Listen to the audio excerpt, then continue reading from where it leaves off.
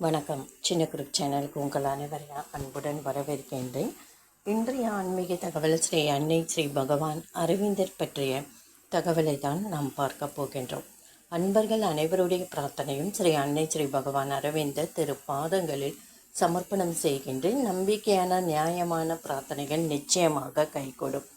முயற்சி செய்யாமல் அழிவதை விட முயற்சி செய்து தோல்வி அடைந்தால் சிறப்பு.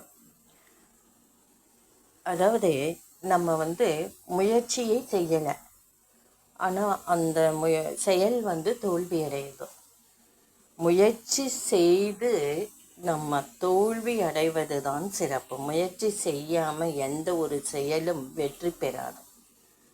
முயன்றால்தான் அதில் முழு தீர்வு அந்த கிடைக்கும்.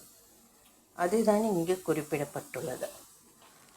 ஒவ்வொரு செயலையும் நம்மளோட முயற்சியும் உழைப்பும் அதில் கண்டிப்பாக இடம்பெற வேண்டும். ஒருவர் கடுமையான உழைப்பாளி, அண்ணன் தம்பி இருவர். ஒருவர் பயங்கர சோம்பேறி. தந்தை என்ன செய்கிறாங்க, 2 மகனுக்கும் சொத்தை பிரித்து கொடுக்குறாங்க. அண்ணன் பயங்கரமாக சோம்பேறித்தனம். தம்பி கடுமையான உழைப்பாளி. அந்த நிலம் உழைப்பு இருந்தால் தான் அதில் விவசாயமே செய்ய முடியும் என்று அவங்க தந்தை சொல்லியே கொடுக்குறாங்க. உழைத்தால் நல்ல பலன் உண்டு என்று சொல்லி கொடுக்குறாங்க. இதில் பார்த்தீங்கன்னா அண்ணனுக்கு உழைக்கிறது கஷ்டம். தம்பி அவங்க அப்பா கொடுத்த நிலத்தை நல்லா உழுது அதில் பயிர் செய்கிறாங்க. நெல் மணிகளை பயிரிடுறாங்க. அண்ணன் என்ன செய்கிறாங்க, ஆமாம் இந்த இதில் உழைக்கிறதுக்கு பேசாமல் இருந்துடலாம் என்று சோம்பேறித்தனமாக இருந்து விடுகின்றார்கள். தம்பி விவசாயம் செய்த நிலம் செழுமையாக அந்த பயிரெலாம் விளைந்து அவங்களுக்கு நல்ல ஒரு பலனை கொடுத்தது. நெல் மணிகள் குவிஞ்சு கிடக்குது.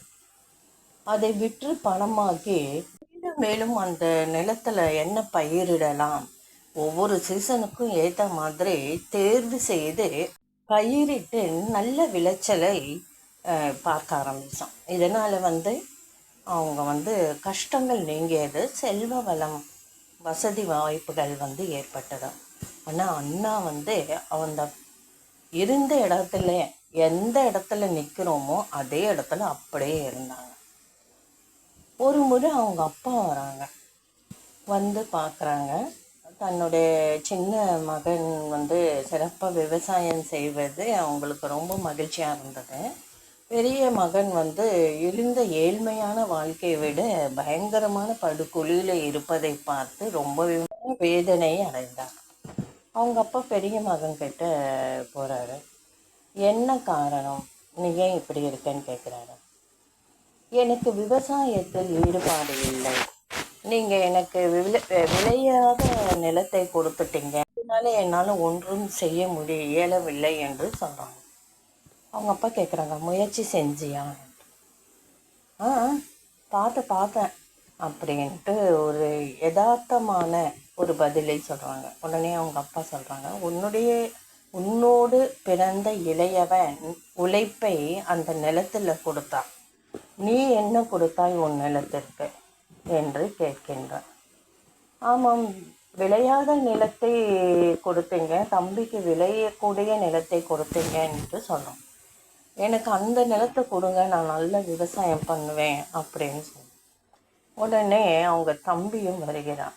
சரி, என்னுடைய நிலத்தை உனக்கு நான் கொடுக்குறேன், உன்னுடைய நிலத்தை எனக்கு கொடு என்று அவங்க 2 பேரும் நிலத்தை மாற்றிக்கொள்கின்றார்கள். அண்ணனுடைய நிலத்திலும் கடுமையான உழைப்பை செலுத்தி தம்பி விவசாயம் செய்ய ஆரம்பித்தான். நல்ல விளைச்சலை கொடுத்தது அண்ணனோட நிலத்திலையும். அது எல்லாம் பார்த்திங்கன்னா அதில் மண்ணோட உரம் ரொம்பவே சிறப்பாக இருந்ததும். இதனால் அண்ணன்காரன் யோசிக்கிறான், நம்ம உழைக்காமல் சோம்பேறித்தனமாக இருந்துட்டு நிலத்தை நம்ம குறை சொல்கிறோம். தவறு நம் மீது தான் இருக்குது என்று தவறை உணர்ந்தான். தம்பி கடுமையாக உழைச்சதனால் தம்பிக்கு நல்ல பலன் கிடைத்தது. நம்ம உழைக்காமல் சோம்பேறித்தனமாக இருந்தோம், எந்தவித முயற்சியும் நம்ம மேற்கொள்ளவில்லை, அதனால் நமக்கு அழிவை கொடுத்தது என்பதை உணர்ந்தான். தன்னுடைய தப்பை உணர்ந்து அவங்க கடுமையாக தம்பி போல் உழைக்க ஆரம்பித்தான். 2 நிலங்களிலும் நல்ல விளைச்சல் கொடுத்து அவங்களுடைய வறுமை நிலையை போக்கியது. இந்த பதிவு உங்களுக்கு பிடிச்சிருக்கும்னு நினைக்கிறேன். முயற்சி செய்யாமல் அழிவதை விட முயற்சி செய்து தோல்வி அடைவது ரொம்பவே சிறப்பு என்று சொல்லப்படுகின்றது. இந்த பதிவு உங்களுக்கு பிடிச்சிருந்தால் லைக் பண்ணுங்கள், ஷேர் பண்ணுங்கள், சப்ஸ்கிரைப் பண்ணுங்கள், கமெண்ட் பண்ணுங்கள். நன்றி. அதாவது உழைப்பை நம்ம கொடுக்குறோம், அதற்குரிய பலன் நமக்கு கண்டிப்பாக கிடைக்கும்.